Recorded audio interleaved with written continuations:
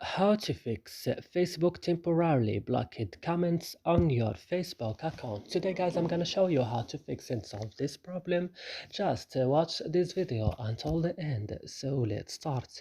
First you will just open settings and you will go directly to apps or applications. Then you will search for Facebook apps, and when you found it guys, just open it like this. Then scroll down the screen and go to storage, and on storage go to clear data like this, and you will click OK, and that's it, your problem will fixed.